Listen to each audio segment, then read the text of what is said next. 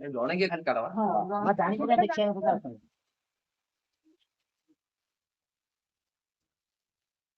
ଏ medicine ଟା ଯୋଉ ଇଏରେ ଲାଗିବ ସେ ଖୋଳରେ ଏଇଟା ଲାଗିବ ହଁ ଇଏରେ ଲାଗିବ ଏ ମେଡିସିନ ଟା ଏ ଜାଗାରେ ଲଗେଇ ଦବ ସେଇ ଲାଗିବ ହେଲା ଲାଗିଲା ଏଇଟା ହଁ ଡାଇରେକ୍ଟ ଏଇଟାକୁ ସେ ଢାଙ୍କୁଣୀ ଭିତରେ ଫିଟିଂ ହବ ରହିଥ ତମେ ଦେଖ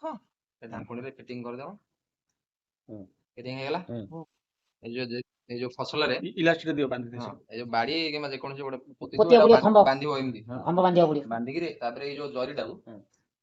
କଥା ଆଡକୁ ଦବାକୁ ନହେଲେ ପଡିବ ଇଏ ସୂତା ହଉନି ସେଟା ହେଲେ ଯେକୌଣସି ଜିନିଷ ଗୋଟେ ଇଏ କରିକି ଇଏ କରିଦବ ହେଇଗଲା ହେଲା ପରେ ଏଇଟା ଏମିତି ଷ୍ଟାଣ୍ଡରେ ରହିବ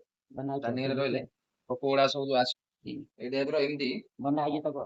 ବନ୍ଧା ହେଇଛି ପୋକ ଗୁଡା ଏଇଥିରେ ସବୁ ପଡିବେ ଏবার ଯାଇକିରି ଏଇଟା ଭଲ କାମ ଦବ ମୁଗ ବିଲରା ପୋତିବାକୁ ମୁଗ ବିଲ ହଉ ପନିପରିବା ଏଇଟା ପଡିଲେ ଏଇ ଯୋଉ ପୋକ ଗୁଡା ସବୁ ଭିତରେ ପଡିବ ଯେତେବେଳେ ପୋକ ଗୁଡା ସବୁ ସକାଳେ ଯେକୌଣସି ଜାଗାରେ ଗୋଟେ ପୋତି ଦବ ଖାଣିରେ ପକେଇ ମାଟି ଗୋଡେଇ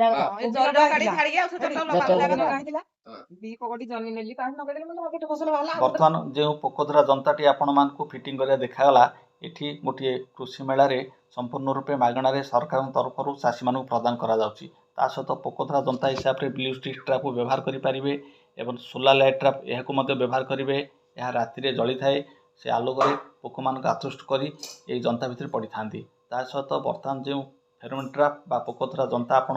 ଦେଖୁଥିଲେ ଏଥିରେ ଗୋଟେ ସ୍ୱତନ୍ତ୍ର ବାସ୍ନା ଥାଏ ଯେଉଁ ବାସ୍ନାରେ ପୋକମାନେ ଆକୃଷ୍ଟ ହୋଇ ଭିତରେ ପଡ଼ନ୍ତି ଏବଂ ଚାଷୀ ଭାଇମାନେ ତାହାକୁ କଣ୍ଟ୍ରୋଲ କରନ୍ତି ଏହି ଜିନିଷ ଗୁଡ଼ିକ ଆପଣ ବିଭିନ୍ନ ସରକାର କାର୍ଯ୍ୟାଳୟରୁ ମାଗଣାରେ ମଧ୍ୟ ପାଇପାରିବେ ଏବଂ ଆପଣଙ୍କ ଫସଲକୁ ବିଭିନ୍ନ ରୋଗ ପୋକ ଦାଉରୁ ରକ୍ଷା କରିପାରିବେ ଧନ୍ୟବାଦ।